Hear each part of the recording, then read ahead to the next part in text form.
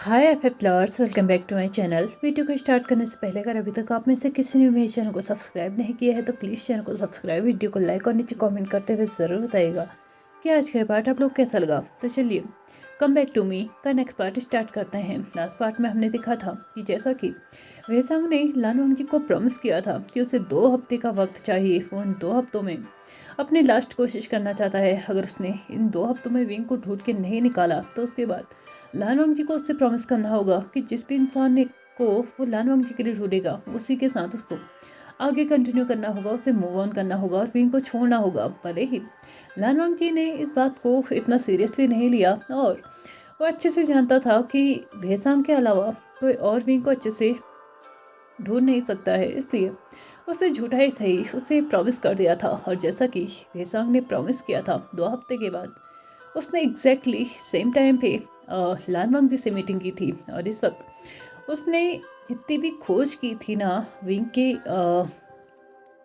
को लेके उसने सारी के सारी लानवांग जी के सामने रख दी थी। यानी कि इस वक्त 12 सालों के 12 फोटोज लानवांग जी के सामने थे। लानवांग जी पहले तो बहुत ज़्यादा खुश था कि फाइनली उसे विंग मिल गया, भले ही कभी वोजियान के तौर पे तो कभी मोशियान्यू के तौर पे, लेकिन धीरे धीरे उसके फेस पे एक डिसअपॉइंटमेंट आने लगा था क्योंकि वो अच्छे से जानता था कि वो जान उसे वो अच्छे से जानता था कि वो जान को पता था कि मैं उसे ढूंढ रहा हूँ, लेकिन उसके बावजूद भी उसने कभी भी उसकी ओरिजिनल आइडेंटिटी उसे नहीं बताई। क्या सच में विंग उससे भागने की कोशिश कर रहा था? क्या विंग उससे दूर रहने की कोशिश कर रहा था? जब हर एक चीज़ हम दोनों के बीच में हो चुका था तब भी विंग ने उसे कुछ भी नहीं बताया। क्या सच में विंग इतना ज़्यादा बदल चुका है? वो सिर्फ अपने आप को ये याद रखना चाहता था कि उसे मैं याद नहीं था, या वो लानवांग जी को इतनी इजीली भूल चुका था? बहुत सारे सवाल थे जो कि इस वक्त लानवांग जी के दिमाग में चल रहे थे, लेकिन उस लानवांग जी के दिमाग में चल रहे सवालों का एंड तो तब हो गया जब उसी के साथ वेसांग ने कुछ और चीज़ें लानवांग जी के सामने रख दी। और वो कुछ पेपर्स थे जिनके सबसे ऊपर एक बर्थ सर्टिफिकेट था।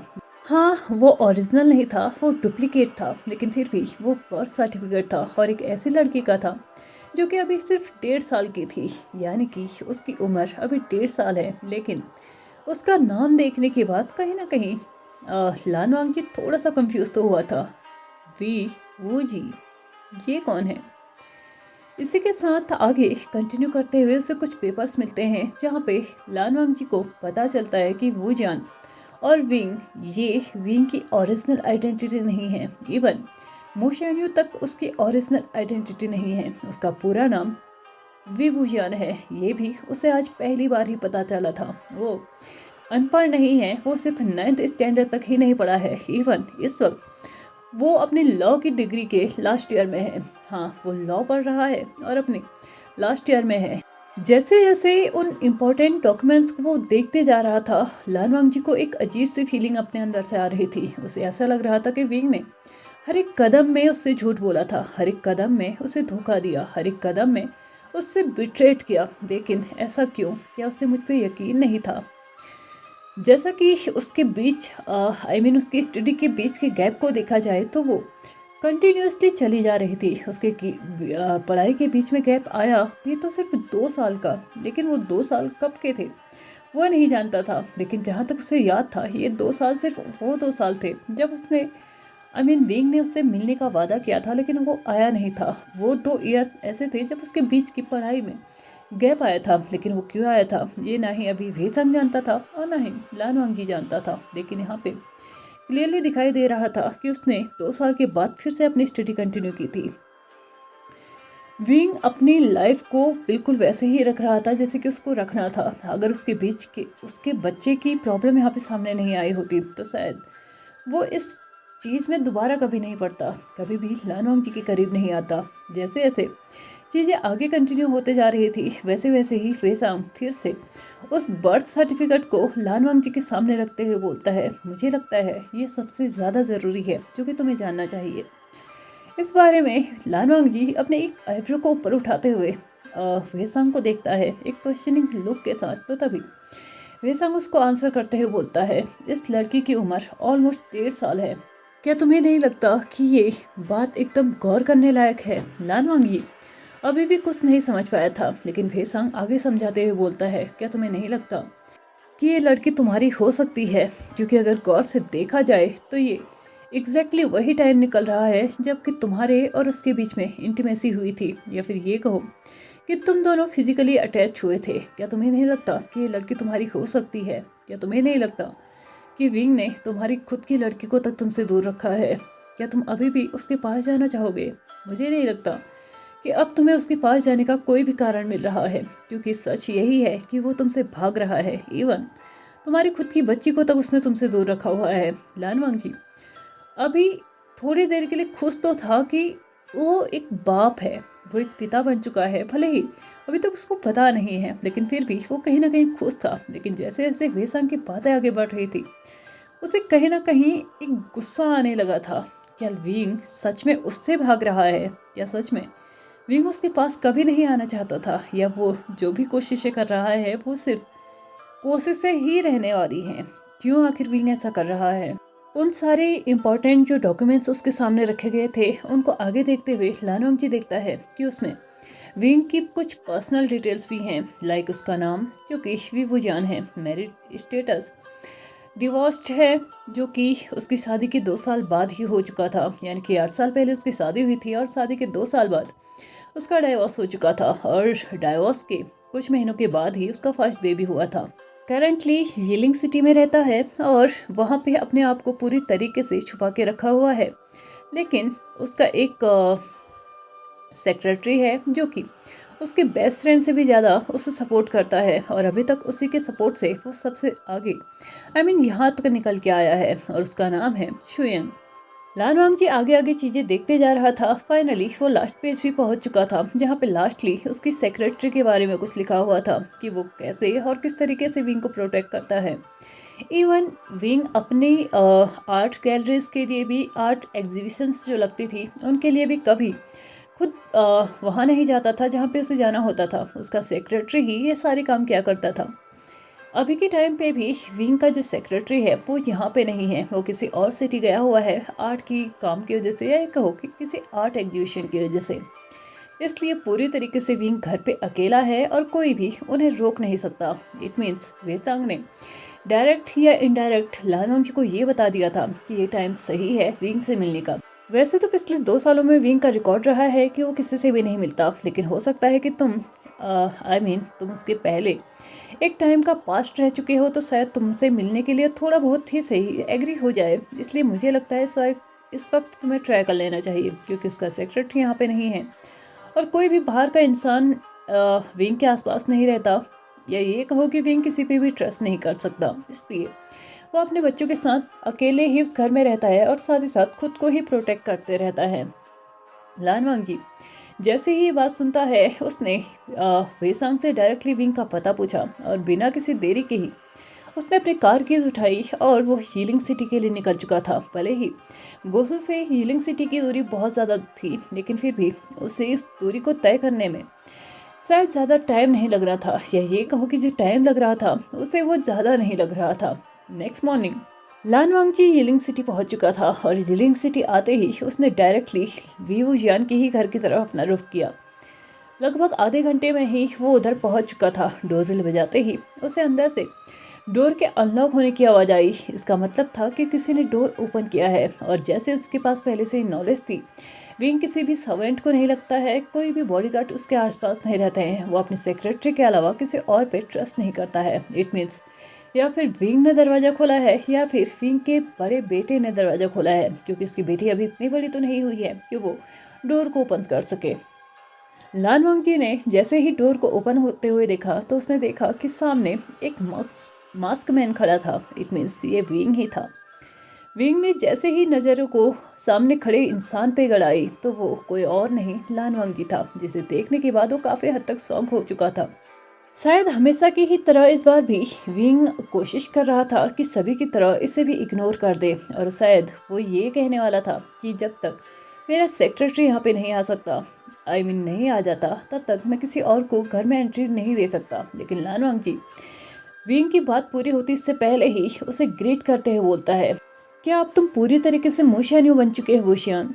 जैसे ही विंग ने ये सेंटेंस सुना था, उसे समझ ही नहीं आया कि उसे अब क्या रिएक्ट करना चाहिए। क्या उसे एक्सेप्ट करना चाहिए कि वो ही वुशियान है, या फिर लान वांगजी की इस बात को नकारना चाहिए। लेकिन हाँ, एक चीज़ तो यहाँ पे तय थी कि लान वांगजी उसे पहचान चुका है, इसलिए अपने आप को छुपाने का कोई और मतलब भी नहीं बनता है। उसने लान वांगजी को अंदर आने के लिए बोला और उसे बैठने के लिए बोला। साथ ही जब वो अंदर आ चुका था, उसने भी अपना मास्क हटा दिया और उस मास्क को टेबल में रखते ही वो अपने किचन की तरफ बढ़ा, क्योंकि ये एक मैनर्स होते हैं। अगर घर में कोई आया तो ऑफकोर्स सी बात है, भले ही वो आपका फेवरेट हो या ना हो, आप उसे पसंद करते हो या ना करते हो, लेकिन चाय पानी तो आप पूछ ही सकते हो। किचन में जाते ही वो एक गिलास उसके लिए पानी ले आया था और ठीक उसके सामने बैठते हुए वो लान वांग से पूछता है, क्या बात, 2 साल के बाद तुम मेरे घर पे क्या कर रहे हो? तो तभी लान वांग आंसर करते हुए बोलता है, मुझे लगा कि मुझे मिलना चाहिए। क्या मैंने कुछ गलत किया?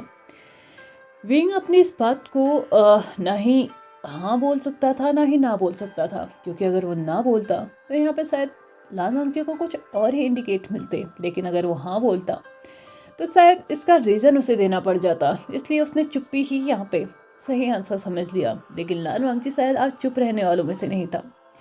उसने आगे बोलते हुए बोला, तो कैसी है तुम्हारी लाइफ? क्या तुम एंजॉय कर रहे हो, या फिर तुम अपनी इस गुमनाम लाइफ को और ज़्यादा ऐसे ही जीना चाहते हो? जैसे ऐसे लान वांगजी अपने शब्दों को बाहर निकालते जा रहा था, विंग को उसके शब्दों में डबल मीनिंग समझ में आ रही थी। आई मीन एक ही सेंटेंस के दो दो मीनिंग उसको समझ में आ रहे थे। विंग अपने सर को हिलाते हुए उससे बस ये बोलता है कि मुझे लोगों के साथ कनेक्ट होने में ज़्यादा कोई इंटरेस्ट नहीं है, इसलिए मैं अपने आप को छुपा के रखता हूँ। विंग और वांगी आगे बात कर ही पाते कि तभी सीढ़ियों से नीचे उतरते हुए एक छोटी सी बच्ची, जो कि ऑलमोस्ट गिरने के कगार पे थी, जैसे ही लान वांगी की नज़र उस पर जाती है, वो दौड़ते हुए इस बच्ची के पास जाता है और उसे अपनी गोद में ले लेता है। और इसके बाद विंग को देखते हुए आई मीन एक लिटिल बिट एंग्री लुक के साथ उसने विंग को देखा था और उस बच्ची को लेके आके वो सोफे पे दोबारा से बैठ गया, उस बच्ची को अपनी गोद में रखा और उसके बाद विंग से पूछा, क्या तुमने शादी कर ली? विंग ने फिर से एक कंफ्यूज्ड लुक के साथ लान वांग जी को देखा। आखिरकार ये ऐसे क्वेश्चन क्यों पूछ रहा है? लेकिन विंग को जहाँ तक याद था, उसने लान वांग जी को हमेशा से ही एक ही चीज़ बोली थी कि वो उसकी पर्सनल लाइफ में नहीं पड़ेगा। इसीलिए विंग ने फिर से उसे ये याद दिलाते हुए फिर से बोला कि मैंने तुम्हें कभी भी मेरी पर्सनल लाइफ में पढ़ने की इजाज़त नहीं दी थी, और रही बात जब तुम्हारे पास थोड़े बहुत राइट्स थे, तो भी वो कॉन्ट्रैक्ट बहुत पहले ही ख़त्म हो चुका है। इसलिए मुझे नहीं लगता कि तुम्हें अब मेरे साथ कोई ऐसी बात करनी चाहिए। उस वक्त तुम्हें जो चाहिए था तुम्हें वो मिला, और मुझे जो चाहिए था वो मुझे मिला, और वो कॉन्ट्रैक्ट भी ख़त्म हो चुका है। विंग आगे कुछ बोल पाता इससे पहले ही लान वांगजी कुछ पेपर्स उसके सामने रखते हुए बोलता है, शायद तुम भूल गए हो कि तुम्हारे उस कॉन्ट्रैक्ट को ख़त्म होने में 2 दिन बचे थे जब तुम मुझे छोड़ के जा चुके थे। क्या तुम्हें नहीं लगता कि उसके अकॉर्डिंग मैं तुम पे एक लीगल एक्शन ले सकता हूँ? विंग एक शॉक्ड एक्शंस के साथ लान वांगजी को देखता है और उसके बाद बोलता है, क्या कहा तुमने? 2 दिन? क्या तुम 2 दिनों के लिए मुझे 2 साल के बाद यहाँ पे मिलने आए हो? क्या तुम्हें वो 2 दिन अभी भी मेरे साथ स्पेंड करने हैं? लेकिन विंग आगे कुछ बोल पाता, लान वांगजी फाइनली उस बात को बोल चुका था जिसे बोलने के लिए वो यहाँ पे आया था। तुमने अपने बहुत सारी आइडेंटिटीज बना ली, लाइक वोशियान, मोशान्यू, और तुम्हारी ओरिजिनल आइडेंटिटी डिवोजियन, लेकिन तुम कभी विंग बन के क्यों नहीं रह पाए? क्या तुम्हें विंग बनने में इतनी प्रॉब्लम थी? विंग ने जैसे ही इस क्वेश्चन को सुना, वो बहुत ज़्यादा शॉक्ड हो चुका था, क्योंकि ये पहचान उसने लगभग 8 साल पहले छोड़ दी थी। इस पहचान के साथ उसने अपने सारे रिश्ते उसी दिन तोड़ दिए थे, जिस वक्त वो उस जगह से रोता हुआ वापस गया था, जिस जगह पे उसने लान वांगजी का वो स्टेटमेंट सुना था। और उस दिन से ही उसने अपनी विंग वाली आइडेंटिटी एकदम वेनिस कर दी थी, ख़त्म कर दी थी, गायब कर दी थी। और उसके बाद से उसने किसी को भी परमिशन नहीं दी कि कोई उसे विंग बुलाए। लेकिन इस वक्त उसके सामने बैठा हुआ इंसान उसे विंग बोल रहा है। ऐसा कैसे हो सकता है? क्या ये मेरे पास्ट के बारे में जानता है? क्या ये मुझे जानता है? विंग थोड़ा बहुत अनजान बनने की कोशिश तो कर रहा था, लेकिन इससे पहले ही लान वांगजी कुछ और पेपर्स उसके सामने फेंकते हुए बोलता है, और क्या तुम्हें कोई राइट्स हैं कि मेरी बच्ची को मुझसे दूर रखो? मुझे नहीं पता कि तुम मुझसे क्यों भाग रहे हो, मुझे नहीं पता कि मैंने ऐसा क्या किया है कि तुम इतने सालों से बस मुझसे भागते आए हो। तुमने उस दिन वादा किया था कि तुम मुझसे मिलने आओगे, लेकिन तुम नहीं आए। क्या मैं जान सकता हूँ उसका कारण क्या है? मैं उस दिन पूरा दिन भर वहाँ इंतजार करते रहा। इवन दिन नहीं, मैं तो रात भर भी वहाँ पे इंतजार करता रहा। दूसरी सुबह जब वे संग मुझे वहाँ पे दिखा था, तब जाके मुझे कहीं जाके समझ में आया था कि तुम नहीं आने वाले हो। तब जाके मैं अपने घर गया था। क्या तुमने सोचा है कि मैंने तब से अभी तक तुम्हें ढूंढने की कितनी कोशिश की है? तुम हर वक्त हमेशा मेरे सामने थे, लेकिन उसके बावजूद भी तुमने कभी मुझे पहचाना नहीं। क्या तुम मुझे नहीं पहचानते थे? एक पल के लिए मान सकता हूँ कि मैं तुम्हें नहीं पहचान पाया, लेकिन तुम मुझे कैसे नहीं पहचान पाए? क्या तुमने मुझे कभी देखा नहीं था? क्या तुम मेरे बारे में कुछ नहीं जानते थे? मैंने तुम्हें देखा नहीं था, मैं तुम्हें देख नहीं सकता था, मैं तुम्हें पहचान नहीं सकता था। मैं नहीं जानता था तुम कैसे दिखते थे, तुम्हारी क्या हैबिट्स हो चुकी हैं, तुम किस तरीके से चेंज हो गए हो। लेकिन फिर भी मैंने तुम्हें ढूंढने की नाकाम कोशिश की है। लेकिन तुमने शायद मुझसे ज़्यादा कोशिश की थी खुद को मुझसे छिपाने की। और अगर दो इंसान एक ही टाइम पे दो अलग अलग चीज़ों पे कोशिश कर रहे हो, लेकिन वो कोशिशें एक दूसरे के एकदम अगेंस्ट हो, तो ऑफ कोर्स सी बात है एक ही इंसान जीतता है और तुम जीते। तुमने पूरी तरीके से खुद को मुझसे हाइड रखा, मुझसे दूर रखा, मुझसे छुपा के रखा। क्या मैं जान सकता हूँ कि तुमने ऐसा क्यों किया? मैंने क्या किया था? तुमने मुझसे वादा किया और वादा तोड़ दिया। तुमने सिर्फ वादा ही नहीं तोड़ा है विंग, तुमने तो हर पल, हर वक्त, हर एक टाइम मुझसे झूठ बोला है। तुमने मुझे धोखा दिया है। उस दिन जब तुम अपने घर को छोड़ के अपने अंकल के घर पे गए थे, तब भी तुमने मुझसे झूठ बोला था कि तुम्हारी पढ़ाई कंटिन्यू नहीं हो रही है, जबकि आज की डेट में तुम अपने लॉ के लास्ट ईयर में हो। ये क्या है विंग? क्या तुम मुझ पे इतना विश्वास भी नहीं कर सकते थे कि तुम मुझे ये बता सको कि तुम्हारी पढ़ाई कंटिन्यू चल रही है? तुमने एक एक चीज़ मुझसे छुपाई है। मुझे नहीं समझ में आ रहा है कि मेरी गलती कहाँ पे है और मैंने ऐसा क्या किया है कि तुम मुझसे हमेशा छुपते आए हो, मुझसे झूठ बोलते आए हो। लेकिन क्या कभी मेरे बारे में सोचा है? क्या कभी मेरे बारे में तुमने एक पल के लिए भी सोचा कि तुम्हारे इन झूठ का मुझे पता चलने के बाद मुझ पे क्या बीतेगी? क्या तुम्हें कभी महसूस भी हुआ है उस वक्त मैं क्या फील करूंगा जिस वक्त मुझे ये पता चलेगा कि जिससे मैं प्यार करता हूँ वो इंसान मुझसे बस छुपते आया है? क्या तुमने कभी फील किया है कि मैं जब तुमसे मिला था, तुमने तब भी मुझसे झूठ बोला कि तुम वीइंग नहीं हो, तुम वो जान हो? तुम कितनी आइडेंटिटी लेके घूम रहे हो? क्या तुम एक बार आके मुझसे नहीं बोल सकते थे कि तुम वीइंग हो, जबकि मुझे खुद ये फील हुआ था कि तुम कहीं ना कहीं वीइंग से कनेक्टेड हो? उस रात मैंने तुमसे पूछा था, जब मैं ड्रंक था, तुम्हें लगा कि मैं नशे में हूँ, तब भी तुमने सच नहीं बोला। क्या तुम उस वक्त भी मुझसे सच नहीं बोल सकते थे? उस वक्त भी तुमने मुझसे झूठ बोला, जब तुम्हें पता है एक नशे वाला इंसान नेक्स्ट डे सब कुछ भूल जाता है। क्या उस वक्त भी तुम मुझसे सच नहीं बोल सकते थे? क्या नहीं बता सकते थे कि तुम ही वीइंग हो? क्या इतना तड़पना, इतना दूर रहना, इतने गलत फहमियां हम दोनों के बीच में होना जरूरी था? क्या तुम मुझे एक रीजन बता सकते हो कि तुमने ऐसा क्यों किया है? तुम्हें पता है उस दिन मैं बस तुम्हारा इंतजार करते रह गया। उसके बाद भी मैं तुम्हारा इंतजार ही करते रह गया, लेकिन एक हफ्ते के बाद मुझे पता चलता है कि तुम्हारी तो शादी हो गई है। यहाँ मैं बस तड़पता रह गया और तुम वहाँ अपनी मैरिड लाइफ को एंजॉय कर रहे थे। तुमने तो एक बार मुझे बैक कॉल करके ये तक नहीं बताया कि तुम शादी कर रहे हो। तुम मुझसे मिलने नहीं आने वाले, तुम मेरे पास कभी नहीं आने वाले, मेरी लाइफ में तुम कभी नहीं आने वाले। तुमने बहुत गलत किया है विंग। यहाँ तक कि तुम्हारी गलतियाँ कम नहीं हुई तो तुमने तो मेरी बच्ची को तक मुझसे दूर कर लिया। क्या तुमने कभी सोचा है एक बाप से उसकी बच्ची को दूर करने का क्या नतीजा हो सकता है? कहीं ऐसा तो नहीं ना कि तुम्हारे बड़े बेटे को भी तुमने इसी तरीके से उसके बाप से दूर किया है? लान वांगजी अपनी सारी बातों को बोलते जा रहा था। वो नहीं सोच रहा था कि वो क्या बोल रहा है और क्या नहीं। अभी तक उसने जो कुछ भी बोला था, वो एक एक शब्द विंग के दिल पे एकदम तीर की तरह चुभ रहे थे। लेकिन जो ये लास्ट वाला था, उसने तो मानो विंग के दिल पे एक ऐसा वार कर दिया था जहां से विंग के चुप रहने की उम्मीद तो अब बिल्कुल खत्म हो चुकी थी। विंग ने जैसे ही लानवांग जी के मुंह से ये सुना कि उसने उसके बड़े बेटे को भी वैसे ही उसके बाप से दूर किया होगा, तो विंग यहाँ पर अपने चुप्पी तोड़ चुका था और लानवांग जी को वार्न करते हुए बोलता है, खबरदार, जो तुमने मेरी पेरेंटीन पे एक उंगली भी उठाई तो तुम क्या जानते हो? तुम जानते ही क्या हो मेरी लाइफ के बारे में? तुम्हें बस इतना पता चला होगा कहीं से कि शायद मैंने 2 साल के बाद डाइवोर्स ले लिया था, लेकिन 2 सालों में मेरी स्थिति क्या थी, क्या तुम जानते भी हो? खैर, मैं तो तुम्हें बताने में भी इंटरेस्टेड नहीं हूँ। और रही बात बच्चों की, मैंने कभी नहीं चाहता था कि मैं तुम्हारी बच्ची को तुमसे दूर करूँ। यहाँ पे आने के बाद मुझे पता चला था कि मैं प्रेग्नेंट हूँ और उस वक्त मैं तुम्हारे पास कभी वापस नहीं आना चाहता था, क्योंकि जो तुमने मेरे साथ किया है उसके बाद तुम्हें माफ़ करना तो मेरे बस में नहीं था। लान वांगजी विंग को यहीं पे कट करते हुए बोलता है, मैंने किसी की पेरेंटिंग पे कोई सवाल नहीं उठाए हैं। मुझे नहीं पता कि तुम्हारा एक्स हस्बैंड कैसा था, मुझे नहीं पता कि उसका रवैया कैसा था या उसको अपने बच्चे से कोई फ़र्क पड़ता है या नहीं, लेकिन हाँ मुझे फ़र्क पड़ता है। मुझे मेरा बच्चा चाहिए किसी भी हालत में। तुम उसको अपने साथ लेके आओ या फिर मैं उसको अकेले लेके जाऊँगा। यहाँ पर से मैं अपने बच्चे को लेके तो ज़रूर जाऊँगा, भले ही वो तुम अपनी मर्जी से मुझे दो या फिर मैं कानूनन अधिकार अपना जताते हुए उसे यहाँ से लेके जाऊंगा। और रही बात मेरी गलतियों की, पहले तुम्हें मुझे गलती समझानी होगी, मुझे गलती बतानी होगी, उसके बाद तुम्हें तय करना होगा कि उस गलती पे तुम्हें इतना बड़ा फैसला लेना था या नहीं। फिलहाल मैं मेरी गलती नहीं जानता हूँ और अगर तुम बताना चाहते हो तो तुम बता सकते हो, लेकिन उससे पहले मेरी एक बात अच्छे से सुन लो। अगर तुम्हें लगता है कि मैं इस बार चुप रहूँगा, इस बार मैं तुमसे कुछ भी नहीं करूँगा, तो ये तुम्हारी गलतफहमी है। पहली बात, जो हमारा कॉन्ट्रैक्ट था उसके अकॉर्डिंग तुमने 3 महीने पूरे होने से 2 दिन पहले इस कॉन्ट्रैक्ट को तोड़ दिया था, जबकि हमारे बीच में क्लियरली ये बात हो चुकी थी कि जब भी कॉन्ट्रैक्ट रिन्यू करना होगा या फिर उसे तोड़ना होगा, उसके लिए पहले हम दोनों को आपस में बात करनी होगी, लेकिन तुमने ऐसा कुछ भी नहीं किया। इसमें ये साफ साफ पॉइंट है और तुम इस पे एग्री हुए हो।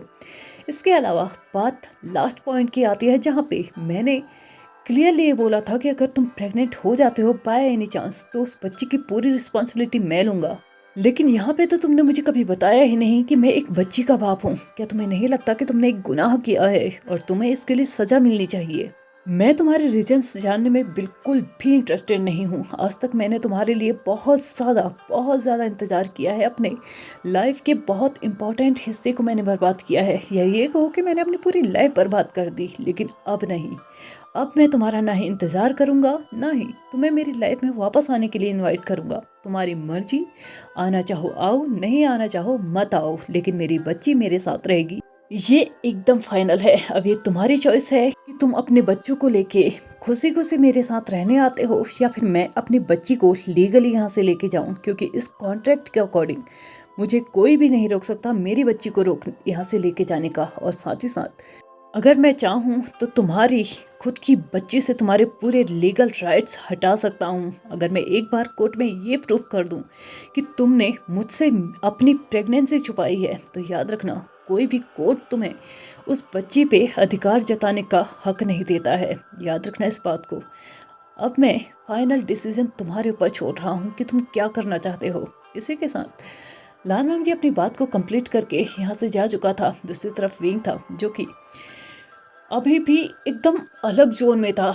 यहाँ पे अचानक क्या हुआ, अचानक कहाँ से लान वांगजी आ गया, कहाँ से उसे ये पता चल गया कि वही विंग है। उसके पास्ट के बारे में, उसके बेबी के बारे में पता नहीं और क्या क्या चीज़ें उसे पता चल चुकी हैं। लेकिन इन सब चीज़ों के बारे में तो विंग ने कभी भी किसी को भी नहीं बताया था ना। तो ये ऐसा कैसे हो सकता है? ये सारी चीज़ें विंग के माइंड में चल रही थी, लेकिन सबसे ऊपर विंग के माइंड में जो चल रही थी वो थी लान वांगी की कही हुई बातें।